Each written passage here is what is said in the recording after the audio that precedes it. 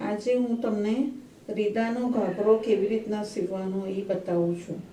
પહેલાં ફૂલ લંબાઈ લેવાની। તો આ ઘાઘરાની લંબાઈ 38 ઇંચ છે।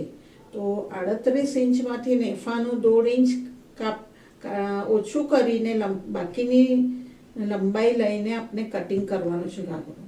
તો 38માંથી 1.5 ઇંચ જાય તો 36.5 ઇંચ રહી, એને 1/2 ઇંચ સિલાઈ વાસ્તે રાખીને કટિંગ કરવાનું છે। તો 36 પ્લસ 1/2 એટલે 37 ઇંચ લંબાઈ રાખવાની છે।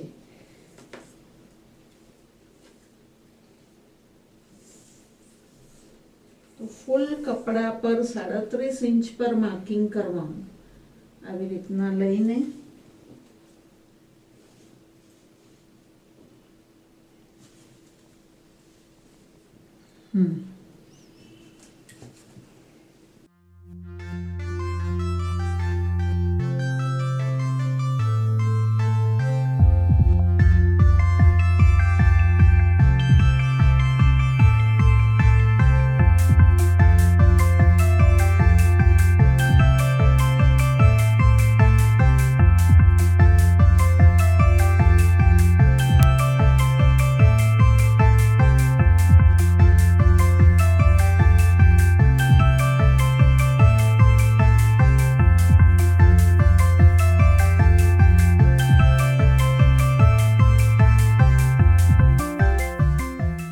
આપણું 37 ઇંચનું ઘાઘરાની લંબાઈનું કપડું કટિંગ થઈ ગયું।